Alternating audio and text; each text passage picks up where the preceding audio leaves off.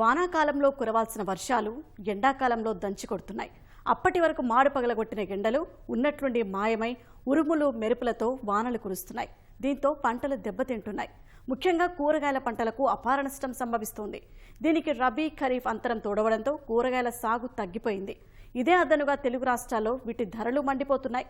అది ఇది అనే తేడా లేకుండా కూరగాయల ధరలన్నీ ప్రస్తుతం సామాన్యులకు చుక్కలు చూపిస్తున్నాయి. మరి అవి ఇప్పట్లో దిగువస్తాయా? అసలు అనూహ్య వాతావరణ పరిస్థితుల్లో కూరగాయల ధరలు ఎందుకు పెరుగుతాయి? ఇలాంటి సమయంలో ధరలు పెరగకుండా ఉండాలంటే నిపుణులు సూచిస్తున్న సలహాలేంటి?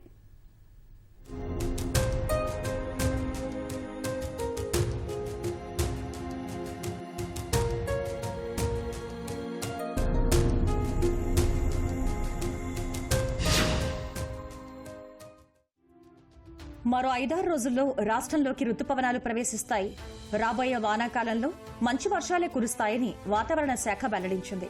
ఇది తీపి కబురే అయినా వర్షాకాలానికి ముందే తెలుగు రాష్ట్రాల్లో అకాల వర్షాలు కురుస్తూ ఉండటం కలవరపెడుతోంది. ఈ కలవరానికి కారణం వీటి వల్ల పంటలు దెబ్బతినటమే. ముఖ్యంగా కూరగాయల పంటలకు అపార నష్టమే కలుగుతోంది. ఫలితంగా దిగుబడులు తగ్గిపోయి తెలుగు రాష్ట్రాల్లో కూరగాయల ధరలు ఒక్కసారిగా పెరిగిపోయాయి.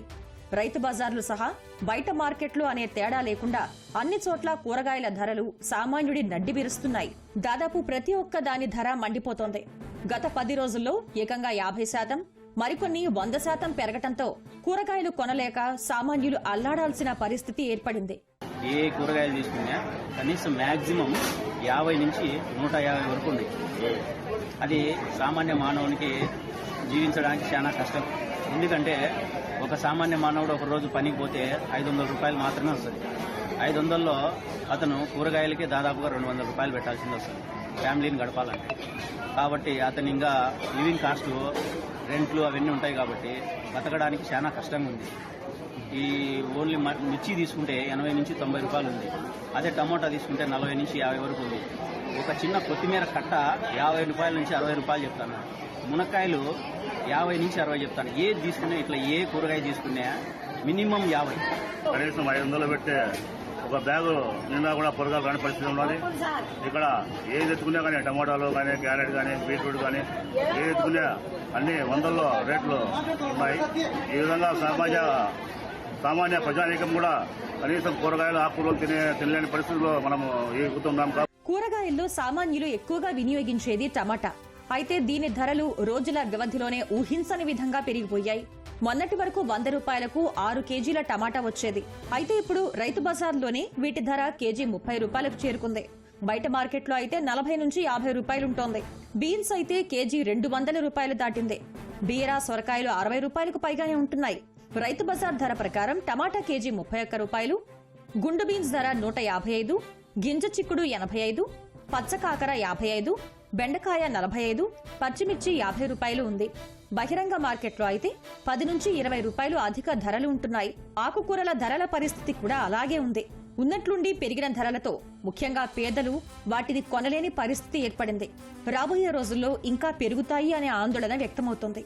ఉదయం మార్కెట్కు 500 డబ్బులు తీసుకెళ్తే కూరగాయలు తెచ్చుకుందామని విపరీతమైన రేట్లు పెరగడంతో కొన్ని కూడా రావడం లేదు. ఒక పచ్చిమిరపకాయలు 90 రూపాయలు, టమోటాలు 25 రూపాయలు, మిగిలిన అన్ని కూరగాయలు 50 పైనే ఉన్నాయి. పేద మధ్యతరగతి కుటుంబీకులు ఎలా బతకాలి? మేము ప్రైవేట్ ఉద్యోగం చేసే వాళ్ళము అంతంత రేట్లు పెట్టి కొనాలంటే కష్టంగా ఉంది. పొద్దుగా కూరగాయల కోసం మార్కెట్కి వెళ్తే అక్కడ విపరీతంగా కూరగాయల రేట్లు అనేవి పెరిగిపోయినాయి. పచ్చిమిరపకాయలు అయితే కేజీ 100 రూపాయలు, టమోటాలు కేజీ 25 రూపాయలు, ఇంకా మిగతా కూరగాయలన్నీ 50 పైనే ఉన్నాయి. సో అలా రేట్లు పెంచితే మధ్యతరగతి కుటుంబం వాళ్ళు, బీద కుటుంబం వాళ్ళు ఎలా జీవిస్తారు? జాతీయ పోషకాహార సంస్థ లెక్కల ప్రకారం ప్రతి మనిషి 350 గ్రాముల కూరగాయలు తినాలి. ఈ లెక్కన హైదరాబాద్ వంటి నగరానికి రోజు 3300 కూరగాయలు అవసరం. అయితే నగరంలోని అన్ని హోల్సేల్ మార్కెట్లకు 2800 టన్నులు మాత్రమే వస్తున్నాయి. రోజుకు కనీసం 5000 క్వింటాళ్ల టమాటా వస్తేనే ధరలు అదుపులో ఉంటాయి. ప్రస్తుతం 4000 క్వింటాళ్లు మాత్రమే వస్తున్నాయి. తెలుగు రాష్ట్రాల్లోని అనేక జిల్లాల్లో ఇదే పరిస్థితి నెలకొంది. సరఫరాకు, డిమాండ్కు మధ్య తేడా భారీగా ఉండటంతో కూరగాయల ధరలు మండిపోతున్నాయి. ఇటీవల కాలంలో కూరగాయల దిగుబడులు ఆశాజనకంగా ఉండటంతో ధరలు పతనమయ్యాయి. దీంతో రైతులు ఇతర పంటలు సాగు చేయటంతో విస్తీర్ణం బాగా తగ్గిపోయింది. ఎండల తీవ్రత పెరిగి ఉష్ణోగ్రతలు రికార్డ్ స్థాయికి చేరుకోవడంతో కూరగాయల సాగుకు ప్రతికూల పరిస్థితులు ఏర్పడ్డాయి. గతంలో సాగు చేసిన పంటలు చివరి దశకు చేరుకోవటం, కొత్తగా సాగు చేయని కారణంగా ధరలు పెరిగాయని వ్యాపారులు అంటున్నారు. వర్షాల వల్ల పంటలు లేవు, విపరీతమైన రేట్లు ఉన్నాయి. 60-50 కేజీ తక్కువ లేవు. టమాటాలు అట్లే ఈరోజు తగ్గినాయి. టమాటాలు 25 ఉన్నాయి, ముందు 45 ఉన్నాయి. ఇది మార్కెట్ పరిస్థితి. రేట్లు అయితే ఎక్కువ పెరుగున్నాయి ఇప్పుడు మార్కెట్లో. అన్ని కూరగాయలు తీసుకుంటాము మ్యాక్సిమమ్. రేట్లు అయితే ఇప్పుడు ఎక్కువ పెరుగున్నాయి. ఇప్పుడే నిమ్మకాయల బుట్ట కూడా 40 రూపీస్ అన్నాడు. మామూలుగా అయితే 20 రూపీస్ ఉండేది. ఇంకా ఎండలు కదా, అందుకని ఎక్కువ పెరుగున్నాయి అనుకుంటా. ఎవ్రీ ఇయర్ అంటే నాకు తెలియదు, కానీ ఇప్పుడు సమ్మర్ కాబట్టి పెరుగున్నాయి అనుకుంటున్నాను. అకాల వర్షాల వల్ల కూరగాయల ధరలు పెరగటం అనే సమస్య ప్రతి ఏటా ఉత్పన్నమవుతోంది. అయితే ఈ సమస్య పరిష్కారానికి నిపుణులు పలు సూచనలు చేస్తున్నారు. కూరగాయల కొరతను నివారించడానికి గతంలో ప్రతిపాదించిన పంట కాలనీలను పరిష్కారంగా చూపుతున్నారు. ఉదాహరణకు తెలంగాణను తీసుకుంటే రాష్ట్ర జనాభాకు ప్రతి ఏటా 38.54 లక్షల టన్నుల కూరగాయలు అవసరం. అయితే 19.54 లక్షల టన్నులు మాత్రమే ఉత్పత్తి అవుతున్నాయి. దీంతో మిగతా అవసరాల కోసం ఇతర రాష్ట్రాల నుంచి దిగుమతి చేసుకోవాల్సి వస్తోంది. తెలంగాణలో మొత్తంగా 1.30 కోట్ల ఎకరాల్లో పంటలు సాగవుతూ ఉండగా అందులో కూరగాయల సాగు కేవలం 3.11 లక్షల ఎకరాలకే పరిమితమైంది. కూరగాయలకు ఎదురవుతున్న కొరతను గమనించిన తెలంగాణ ప్రభుత్వం ఉత్పత్తిని పెద్ద ఎత్తున పెంచే ఉద్దేశంతో రాష్ట్ర వ్యాప్తంగా కూరగాయల పంట కాలనీలను ఏర్పాటు చేయాలని గతంలో నిర్ణయించింది. కూరగాయల పంటల కాలనీలను హైదరాబాద్ తో పాటు ఇతర నగరాలు, పట్టణాలకు చుట్టుపక్కల 20 నుంచి 30 కిలోమీటర్ల పరిధిలో సాగుకు ఉద్దేశించారు. ఆయా ప్రాంతాల్లో నేల రకాలను గుర్తించి అక్కడ పండే కూరగాయల విత్తనాలను సరఫరా చేయడంతో పాటు పంట ఉత్పత్తుల రవాణా, తగిన ధరలతో క్రయ విక్రయాలకు అవకాశం కల్పించడం, తద్వారా వినియోగదారులకు తాజా కూరగాయలను అందించడం పంట కాలనీల ఉద్దేశం.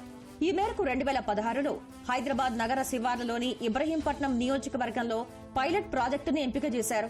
ఇబ్రహీంపట్నం, మంచాల, యాచారం మండలాల్లోని 38 గ్రామాల్లో 2780 మంది రైతులు ముందుకు రాగా వారికి సబ్సిడీ విత్తనాలు, ఎరువులు అందించారు. ఇతర సౌకర్యాలు కల్పించారు.